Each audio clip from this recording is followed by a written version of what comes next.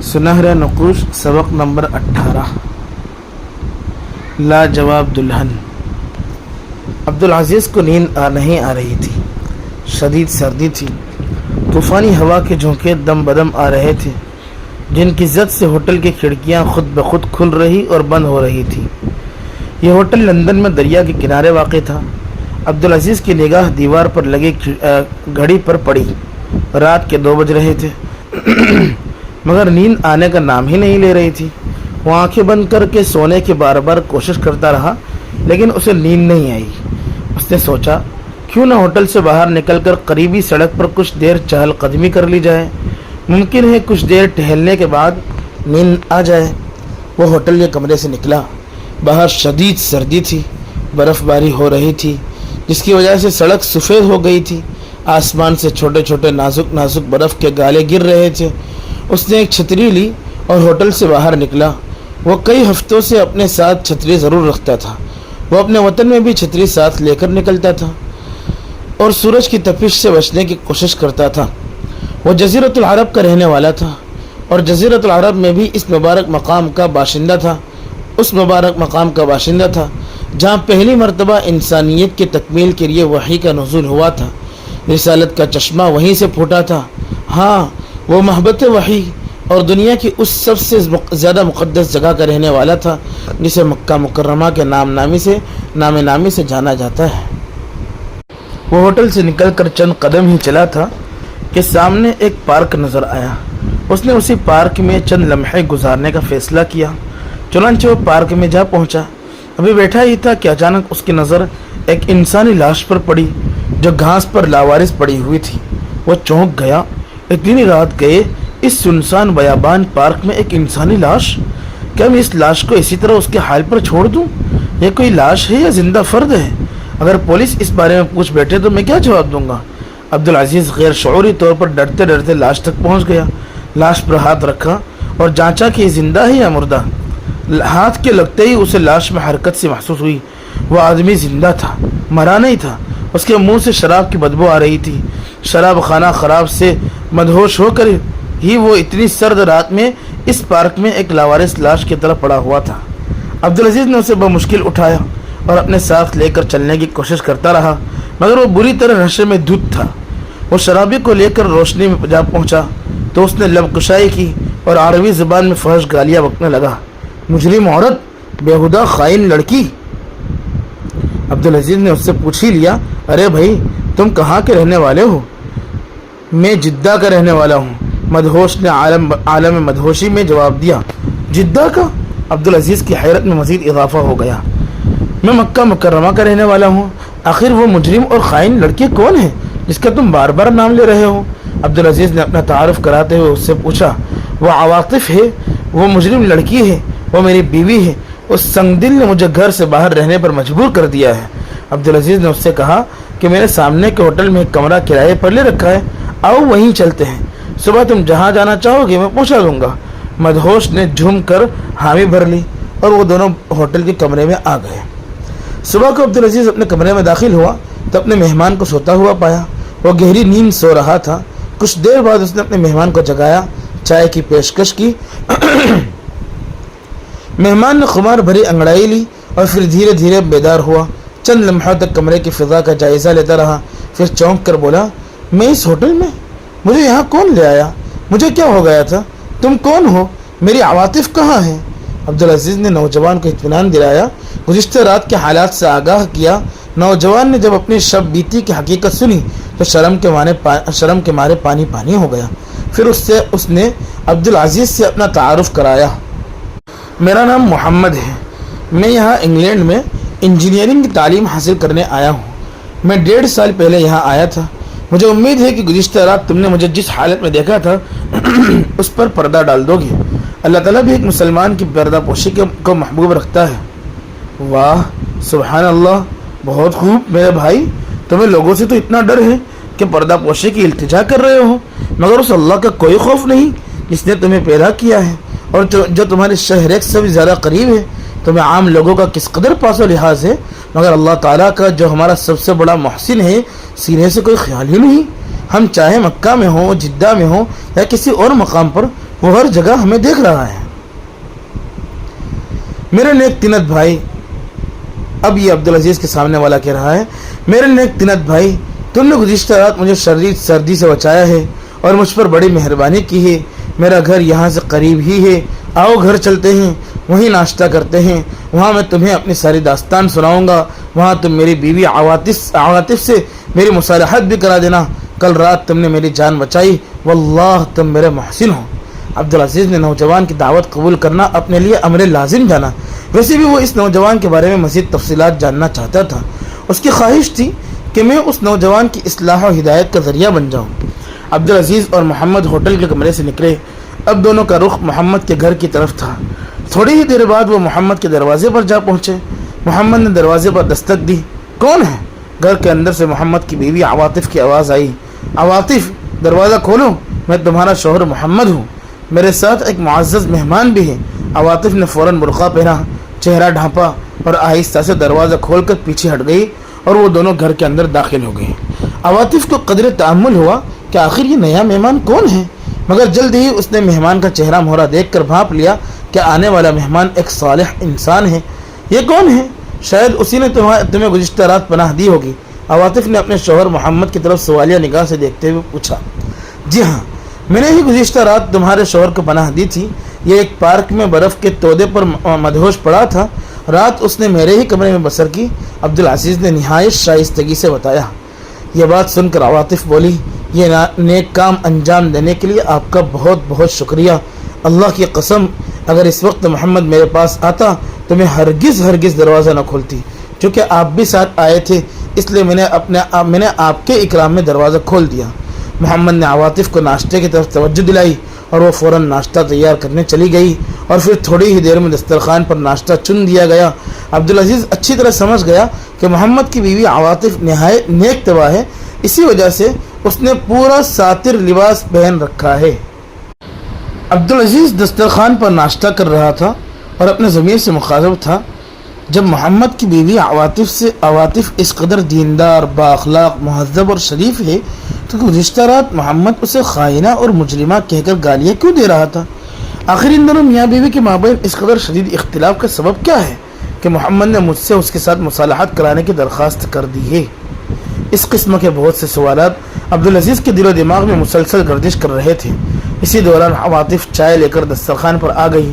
اس کا شوہر محمد بولا، عواطف آؤ یہاں بیٹھو، اب ہم اپنے مکرم مہمان کے سامنے اپنا مسئلہ پیش کرتے ہیں۔ محمد نے اپنی بیوی عواطف کو اپنے پاس بٹھایا اور گفتگو کا آغاز کیا۔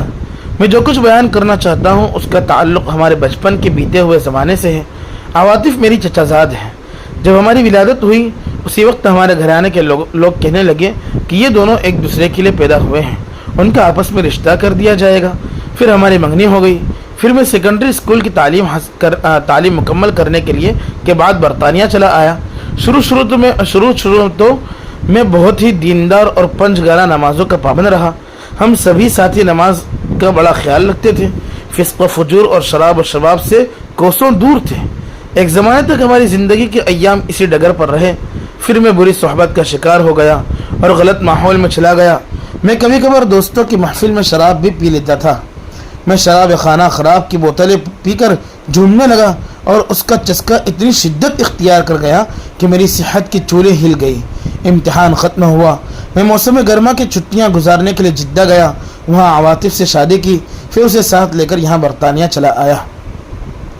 یہاں آ کر اس کی حالت بہت بدل گئی۔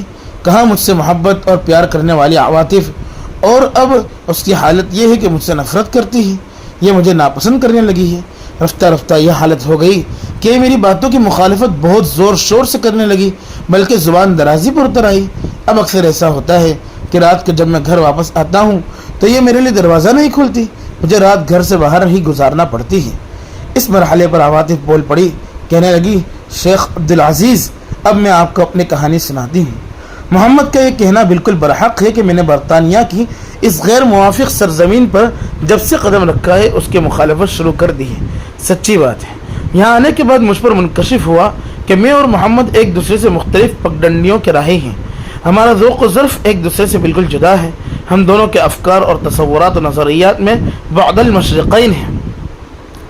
شیخ عبدالعزیز، मोहम्मद चाहता है कि मैं निकाब और बुर्का उतार फेंकूं और बेहयाई का वो नीम और या चिथड़ों वाला लिबास पहनूं जो इस हया बाख्ता मुआशरे में मुरव्वज है। मैं तो अपने मुक़द्दस वतन में भी मुकम्मल बापर्दा लिबास पहनती थी और आज इस फितना परवर सोसाइटी में भी मेरा वही सातिर लिबास है जो आप देख रहे हैं। शेख अब्दुल अजीज़, क्या आप यकीन करेंगे कि मेरा शोहर मोहम्मद बार बार मुझ पर जोर देता रहा कि मैं इसकी बात मान लूँ, उसके साथ रक़्स गाहों, थिएटरों, शराब खानों और फहाशी के कलेवा में चंद धज्जियों का उरिया लिबास पहनकर शमाए महफिल बनूं। उसने मुझे बार बार वरगलाया कि हमें माहौल की रफ्तार के साथ साथ चलना चाहिए। मैं हैरान हूँ कि खाविन की गैरत कहाँ मर गई। उसने ये हलाकत गवारा कर ली कि उसकी पाक दामन बीवी किसी गैर मर्द के साथ रक़्स करे। अफसोस, मगरिबी तहजीब हमें कितनी पस्ती में धकेलना चाहती है।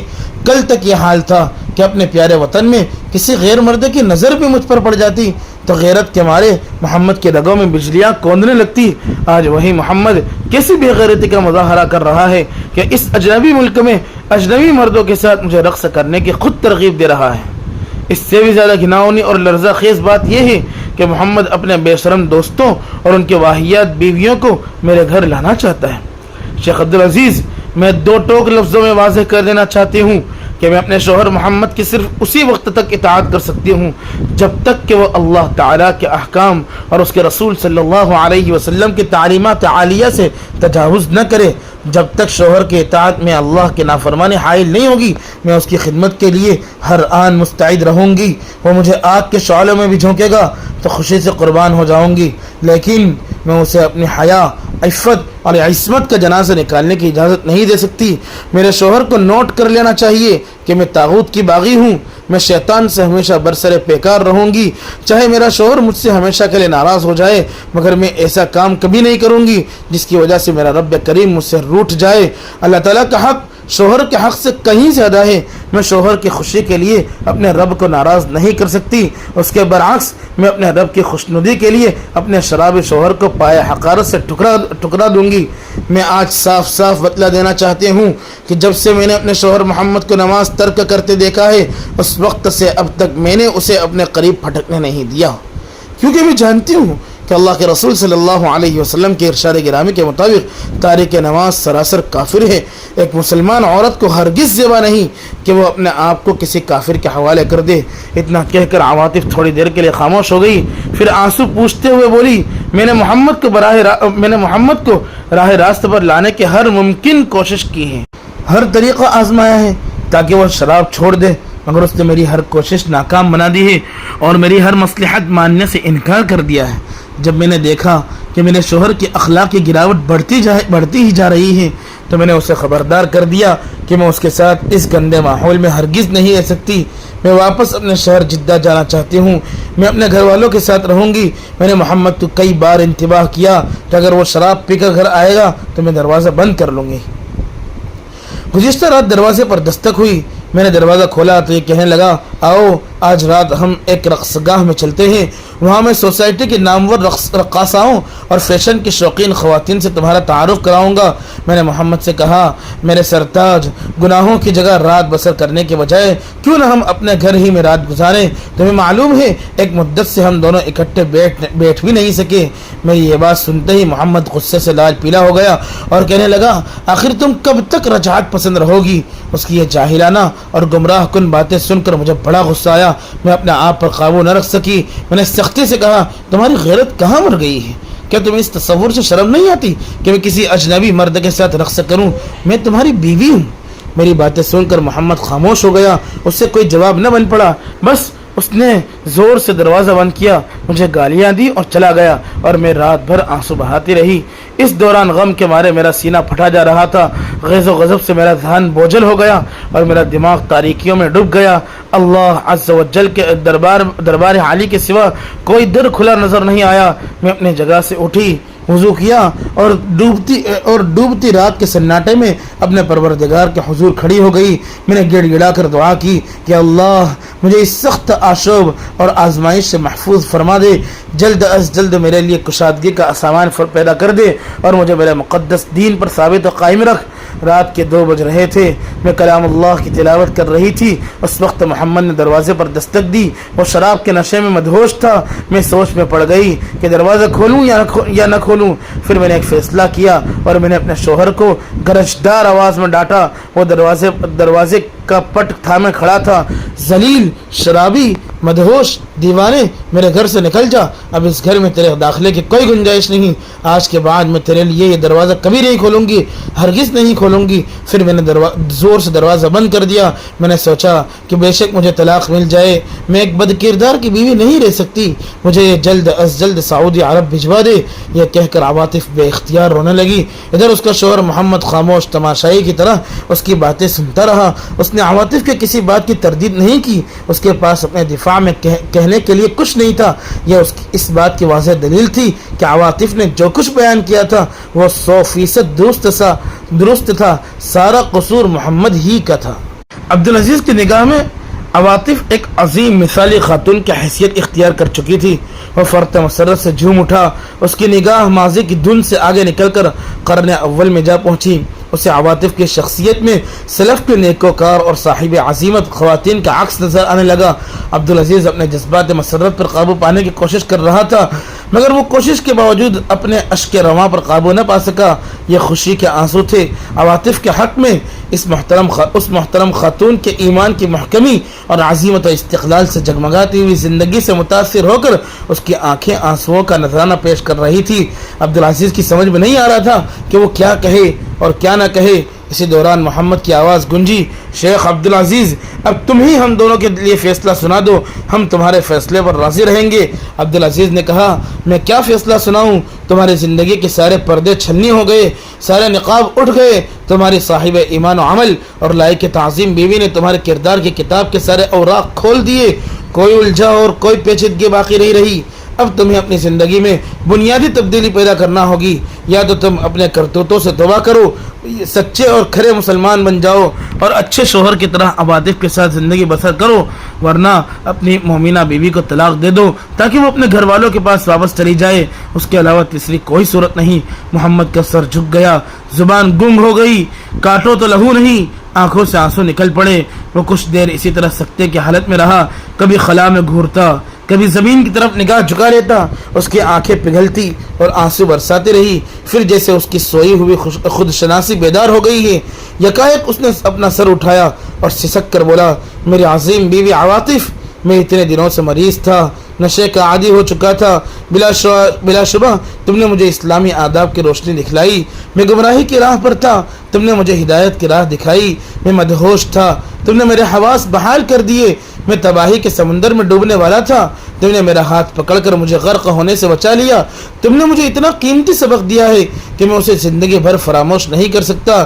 جب تم نے مجھے سرد طوفانی رات میں گھر میں داخل نہیں ہونے دیا اور مجھے حقارت سے دھتکارا، تب بلا شبہ تم میرے معاملے میں سخت دل تھی، مگر سچی بات یہ ہے کہ وہ وقت تھا ہی ایسا کہ تم میرے ساتھ نرمی کے بجائے سخت رویہ اختیار کرتی۔ نرمی کے ساتھ ایسا گرم رویہ بھی بسا اوقات پرانے مرض کے ازالے کے لیے تیر بہدف ثابت ہوتا ہے۔ لو میں آج اور ابھی تمہارے اور شیخ عبدالعزیز کے سامنے اللہ تعالیٰ سے عہد کرتا ہوں کہ میں نے آج سے ہمیشہ کے لیے شراب چھوڑ دی، میں ہر وہ کام ترک کرنے کا وعدہ کرتا ہوں جس سے میرا پروردگار ناراض ہوتا ہے۔ میری قیمتی بیوی عواطف، مجھ سے تم جیسے عظیم بیوی کی جدائی برداشت نہیں ہو سکتی، تم بڑی خوشی سے میرے ساتھ رہو، آج کے بعد میں کبھی نماز نہیں چھوڑوں گا اور اپنے ایمان و اخلاق کو سنوارنے میں کوئی دقیقہ فروگزاشت نہیں کروں گا۔ شیخ عبدالعزیز کو یقین ہو چلا تھا کہ اب عواطف اور اس کے شوہر محمد میں مصالحت ہو چکی ہے، چنانچہ ان کے پاس مزید ٹھہرنا مناسب نہیں سمجھا۔ محمد نے انتہائی گرم جوشی کے ساتھ اسے الوداع کہا، پھر اس کی زندگی میں انقلاب آ گیا اور دونوں میاں بیوی ہنسی خوشی زندگی بسر کرنے لگے۔ عبدالعزیز واپس ہوٹل آ گیا اور وقتاً فوقتاً محمد سے ٹیلی فون پر رابطہ کرتا رہا۔ ایک دن اسے معلوم ہوا کہ محمد ہسپتال میں داخل ہے۔ وہ عیادت کی غرض سے ہسپتال گیا اور اس نے محمد کی مزاج پرسی کی۔ عواطف اپنے شوہر کا ہاتھ تھامے اسے بڑی محبت اور ہمدردی سے دیکھ رہی تھی، وہ کامل پردے میں تھی۔ عبدالعزیز نے عواطف سے محمد کے بارے میں پوچھا۔ عواطف نے بتلایا کہ بلا شبہ محمد نے اپنے وعدے کا لحاظ رکھا اور اب وہ اخلاق و کردار کی بلندی پر ہے۔ کچھ دنوں پہلے جس محمد کو میں نے دیکھا تھا وہ کوئی اور چیز تھی، اب وہ یکسر بدل گیا ہے اور انتہائی دیندار بن چکا ہے، حتیٰ کہ ہسپتال میں بھی اس نے نماز ترک نہیں کی۔ آخر میں عواطف نے نہایت احترام سے عبدالعزیز کا شکریہ بھی ادا کیا۔